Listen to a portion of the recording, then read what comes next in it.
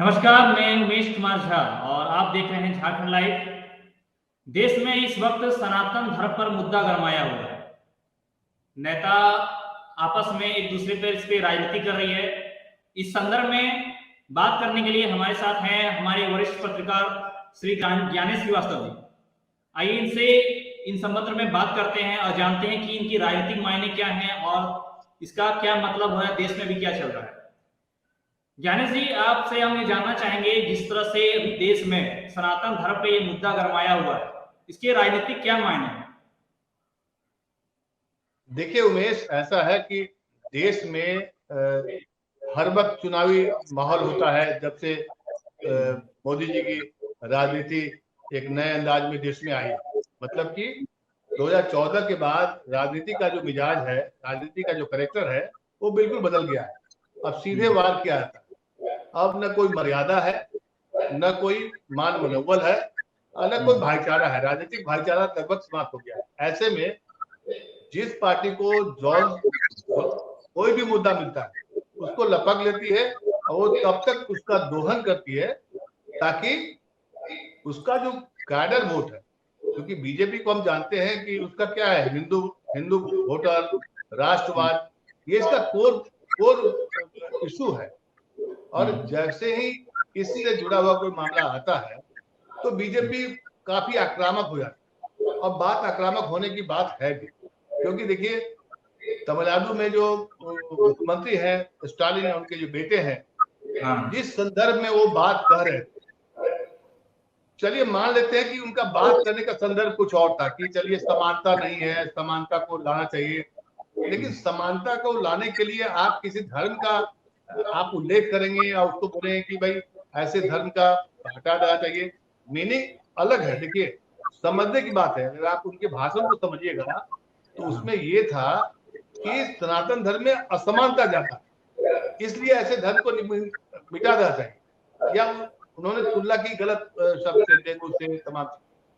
एक तो आप नेता है तो आपको जन भावनाओं का ख्याल रखना चाहिए, जो उन्होंने नहीं किया, ये गलत है। आपको बात करनी है तो आप बोलिए कि हाँ दलितों का विकास नहीं हुआ है, पिछड़ों का कोई विकास नहीं हुआ है। उसके लिए धर्म कहाँ से आता है? धर्म में तो कहीं ये सब बातें सिखाई नहीं जाती। किसी भी धर्म में ये नहीं सिखाई जाती है कि आप असमानता करें, छुआछूत करें, चाहे हिंदू धर्म हो, चाहे मुस्लिम हो, चाहे सिख हो, चाहे दुनिया के कोई भी धर्म। लेकिन बीजेपी को मौका मिला। बीजेपी को मौका इसलिए मिला कि जब से विपक्षी पार्टियों का जो गठबंधन तैयार हुआ है, जिसका नाम इंडिया हुआ है, और इंडिया लगातार जो है उसकी 3 बैठकें हो चुकी है, और ऐसा माना जा रहा था और था भी, देश में जो पहले का माहौल था, बीजेपी के पक्ष में जो माहौल बनता हुआ दिखाई पड़ता था, अब उसमें काफी कमी आई। जाहिर सी बात है, मुद्दा आया है सनातन धर्म का, उनका कोर इशू है, इसको छोड़ेंगे नहीं। आज रविशंकर प्रसाद जी ने प्रेस कॉन्फ्रेंस में सीधे सोनिया गांधी से सवाल किया। सोचिए, मुद्दा उनका है तो अब किससे सवाल करेंगे? सवाल तो आपको स्टालिन से मुद्दा नहीं था, वो वहां के मुख्यमंत्री है जिनके बेटे ने ये बात कही है कि सनातन धर्म को हटाना चाहिए, या जिसकी तुलना की है, या जिस सरकार, कर्नाटक सरकार के कोई मंत्री भी बोल रहे हैं। तो जो बोल रहे हैं, इसके पहले उत्तर प्रदेश के एक नेता है समाजवादी पार्टी के, स्वामी प्रसाद मौर्य जी, वो भी लगातार हिंदू धर्म के पर टीका टिप्पणी करते रहे हैं। तब बीजेपी इतना आक्रामक नहीं हुई। लेकिन क्योंकि अलायंस में एक स्टालिन जो है वो एक प्रमुख, दक्षिण में चूंकि बीजेपी मुक्त हो चुकी है, बीजेपी वहां नहीं है, तो दक्षिण में अपना बेस बनाने के लिए, और जो नॉर्थ इंडिया का जो कोर वोटर है, हिंदुत्व वाला जो वोटर है, उसमें कैसे ये बात फैलाया जाए, उसके लिए ये पूरी कवायद चल रही है। अब मुझे लगता है कि बीजेपी को एक बड़ा अच्छा मुद्दा मिला हुआ है, अगर पॉलिटिकल नजरिए से देखा जाए तो। ज्ञानेश जी, यहाँ पे हम एक बात बताना चाहेंगे, जैसे कि हमेशा अधिकतर देखा गया है हमारे देश में कई धर्मों का पालन किया जाता है, कई धर्म मान्यताएं हैं, लेकिन जब भी इस तरह से राजनीतिक माहौल होता है, चुनावी माहौल, जब धर्म का कोई मुद्दा उठता है तो सबसे पहले सनातन धर्म का ही मुद्दा आ जाता है, उसी पे उछाला जाता है, उसी पे राजनीति की जाती है, उसी पे विवाद होता है, चाहे वो छोटी मात्र फिल्म इंडस्ट्री से हो, चाहे किसी राजनीति का स्तर हो, चाहे क्षेत्र स्तर पे हो, चाहे बड़े स्तर पर हो। तो ये देश का दुर्भाग्य माने या इसके क्या फायदे, हर बार सनातन धर्म को ही क्यों टारगेट किया जाता है, जबकि और भी धर्म है। हम ये नहीं कहते किसी और भी धर्म को टारगेट किया जाना चाहिए, किसी भी धर्म को टारगेट नहीं किया, क्योंकि हर धर्म शांति सिखाता है। लेकिन देश में जहां तक कहा जाता है कि हिंदू बहुल देश कहा जाता है भारत को, फिर भी यहाँ पे सनातन धर्म को हर बार क्यों एक मामला टारगेट किया जाता है, इसी धर्म को क्यों मुद्दा बनाया जाता है? नहीं, देखिए आप बिल्कुल सही बोल रहे हैं कि बार बार सनातन धर्म या हिंदू धर्म पर ही टीका टिप्पणी होती है। इससे ये तो गलत बात है, किसी भी धर्म पर टीका टिप्पणी नहीं होनी चाहिए। लेकिन ये भी देखिए ना, जितना टीका टिप्पणी हो रही है, फायदा किसको मिल रहा है? टीका टिप्पणी करने वाले को फायदा नहीं मिलता। फायदा तो जो जिसका कोर इशू है। आप धर्म पर कितना भी बात कर लीजिए, लेकिन धार्मिक आधार पर अगर किसी को वोट मिलता है नॉर्थ इंडिया में, तो बीजेपी को मिलता है। यहाँ ये भी देखना चाहिए। इसलिए मुझे लगता है कि पॉलिटिकल पार्टी को इससे बचना चाहिए खासकर।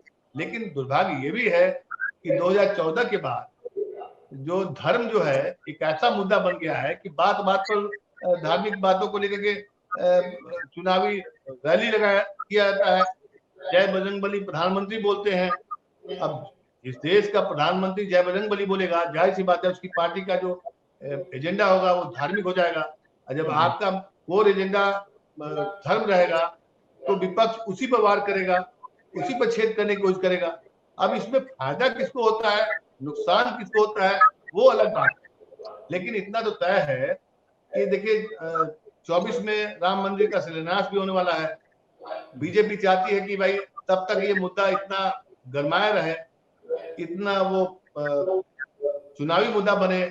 बार बार चुनाव में आप अच्छे दिन की बात तो बहुत कम होती है, लेकिन धर्म हमेशा आगे आ जाता है। आपको याद होगा उमेश कि कर्नाटक में जब चुनाव हो रहा था तो वहां पर जो कांग्रेस है उसने कहा था कि हम बजरंग दल पर प्रतिबंध लगाए।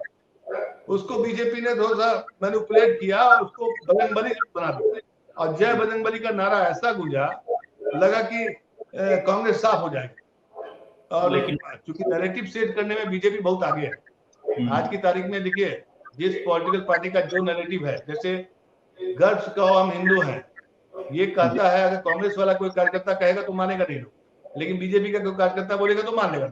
ये एक परसेप्शन है, ये नहीं कि कोई हिंदू नहीं है, मुस्लिम नहीं है, एक परसेप्शन है। और राजनीति में परसेप्शन की जो लड़ाई है उसी में जीता जाता है ना। जैसे इंदिरा गांधी ने कहा था कि गरीबी हटाओ, गरीबी नहीं हटाई, लेकिन एक परसेप्शन बना कि ये गरीबी हटा दे। मोदी जी ने कहा अच्छे दिन आएंगे, तो अच्छे दिन आए कि नहीं आए ये तो बात का बात है, लेकिन लोगों को परसेप्शन, इस परसेप्शन पर, इस जुमले पर लोगों को विश्वास होगा। जुमला ही परसेप्शन बनाता है। जी, जैसे कि यहाँ पे राजनीतिक, जैसे ये हमेशा रहा है कि जब से कोई धर्म का मुद्दा उठता है तो उसमें बीजेपी अधिक फायदा उठाती है, यानी कि धर्म के नाम पे। तो जिस तरह से कांग्रेस के नेता के जो बयान आया हुआ है, जैसे सनातन धर्म को कोरोना या डेंगू वायरस बोला गया है, तो इस संदर्भ राजनीति में क्या देखा है? कांग्रेस वाले उनके बचाव कर रहे हैं या उनसे अलग करना चाह रहे हैं? इस संदर्भ में राजनीति का क्या माहौल बना हुआ है? देखिए उमेश, कांग्रेस इसमें कूदेगी नहीं, न कूद रही है, लेकिन बीजेपी इसमें खींच रही है। आज रविशंकर प्रसाद का बयान अगर सुनिएगा, अगर आप जो ट्विटर पे अवेलेबल है देखिए आप, उसमें सीधे बोलते हैं मैं सोनिया गांधी से पूछना चाहता हूँ।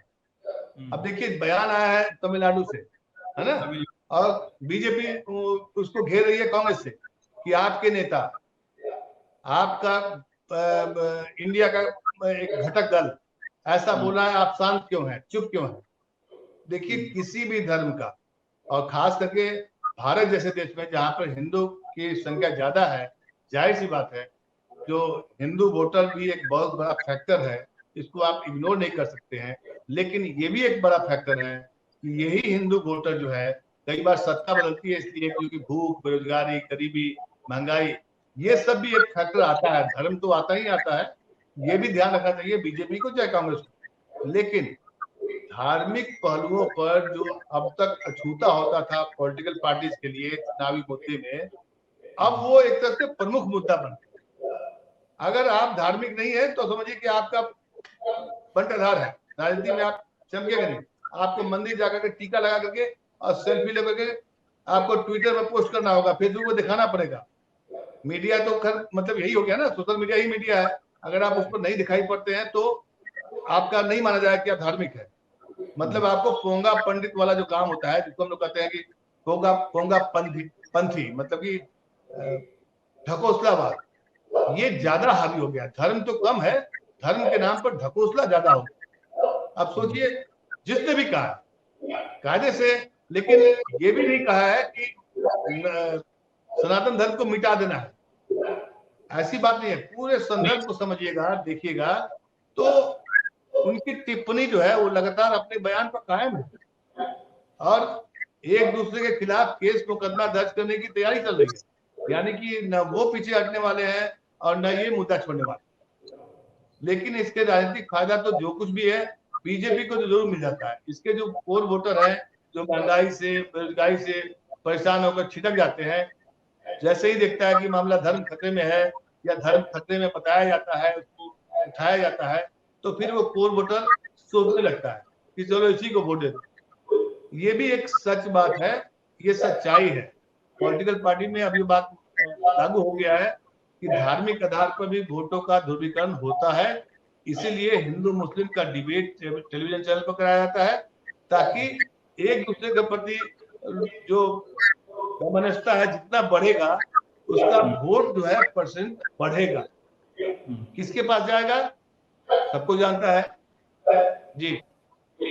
जैसे कि आपने बताया कि पीछे, जैसा कि हम भी जान रहे हैं कि वो पीछे नहीं हट रहे हैं, अपने बयान से पीछे नहीं हट रहे हैं। जो वो कह रहे थे जैसे कि सनातन धर्म जैसे डेंगू कोरोना ऐसा फैला हुआ है, तो जो इस बयान पे है जैसे वो पीछे नहीं हट रहे हैं और बीजेपी इसका भरपूर फायदा उठाना चाह रही है। यहाँ तक कि जैसा कि हम ये मान सकते हैं कि कांग्रेस भी यानी गठबंधन पार्टी भी, इंडिया पार्टी भली बात समझ रही हो कि ये मुद्दा अगर बना रहा तो उसका ज्यादा फायदा किसको होगा। तो ऐसे में वो कांग्रेस का या गठबंधन सरकार इंडिया का, अपोजिट पार्टी इंडिया का ऐसा क्या रहेगा कि कुछ ऐसा करें ताकि इसका हम फायदा उठाएं, या वो चाहे कि दबाव बनाएगी अपने ही तमिलनाडु के नेता पे कि वो इस बयान से हट जाएं या उससे माफी मांगे, ताकि उनका अगले आने वाले इलेक्शन में इसका सकारात्मक फायदा हो, या क्या किस प्रकार से फायदा उठा सके। इस संदर्भ में आपको क्या? कांग्रेस का स्टैंड बड़ा क्लियर है, ये इन सब बातों में पड़ेगी नहीं। हाँ, ये अलग बात है कि देखिए साउथ की राजनीति अलग है। जिस स्टालिन के बेटे ने ये बात कही है, जिस पर विवाद छिड़ा है, उनकी माँ बहुत धार्मिक है और साउथ में धर्म जो है वहां भी एक बहुत बड़ा मुद्दा होता है। लेकिन वहां की राजनीति इतना हिंसक नहीं होता है, इतना एग्रेसिव नहीं होता है कि आपने कहा और बखेड़ा हो गया, बवेला मच गया। अगर ये बात अगर किसी नॉर्थ इंडिया में किसी नेता ने कही होती तो अभी उसके घर पर तमाम तरह के मैंने विरोध प्रदर्शन हो चुका होता, कई जगह तनाव हो जाता, सांप्रदायिक तनाव बढ़ जाता। ये बातें साउथ में नहीं लागू होता है, साउथ में कम है, इसलिए कांग्रेस इससे दूर है। लेकिन बीजेपी का तो एक ही एजेंडा है कि कैसे कांग्रेस को इस मुद्दे में लाया जाए, घसीटा जाए। जी इसमें जैसे इस समय हमारा हमेशा रहता है कि देश की जनता का रहता है कि हमारे जो राजनेता हो, हमारी सरकार जो विकास की बातें करे, हमारे देश का विकास का आर्थिक हालत जो है, शिक्षा की स्थिति, रोजगार की स्थिति सब बढ़ाए। ऐसे में ये जो बीजेपी कर जो रही है अब सनातन धर्म पे इस मुद्दा को घसीट रही है, जैसा कि बताया मुद्दा को घसीट रही है, तो दो तरीके से जाते हैं। एक तो धर्म के मामले में ये उचित है कि किसी धर्म का मजाक नहीं बनाए, किसी धर्म का सम्मान करें, और राजनीतिक मायने में उस धर्म को इतना राजनीतिक तौर से घसीटना ये सही है कि किस हद तक सही है, कितना हद तक सही मान सकते हैं, मतलब ये कहा जा सकता है कि राजनीति पे इस विषय को कितना सही कर सकते हैं। ये गलत है, ये गलत है, साफ साफ गलत है। धर्म को राजनीति का मुद्दा नहीं बनाना चाहिए। राजनीति में धर्म का कोई जगह नहीं होना चाहिए। धर्म एक तरह से विशुद्ध निजी मामला होता है। हम धर्म कैसे पालन करते हैं, कैसे पूजा करते हैं, ये हमारा निजी मामला है। इसको आप सार्वजनिक बनाएंगे या राजनीतिक मुद्दा बनाएंगे तो ये तो, हालांकि हमारे और आपके कहने से क्या होगा, देश में तो माहौल बिल्कुल अलग है। आज की तारीख में राजनीति में जो हर पॉलिटिकल पार्टी कोशिश कर रही है कि हम मैक्सिमम धार्मिक बने रहें और हिंदुत्व का जो मामला है उस पर भी अटैक होता है, लेकिन ये मामला भी खत्म हो जाएगा। देखिए, लोग जब महंगाई से, बेरोजगारी से लोग जब तंग हो जाएंगे तो अपने आप ये मामला खत्म। धन्यवाद ज्ञानेश जी आपका समय देने के लिए। आप इसी तरह से हमारे हर देश की बातें, झारखंड की हर खबर को हमसे पहुंचाइएगा, अपने एक्सपीरियंस साझा कीजिएगा। झारखंड लाइव में जुड़ने के लिए बहुत बहुत धन्यवाद और दर्शकों से भी इजाजत। धन्यवाद। झारखंड स्टूडियो।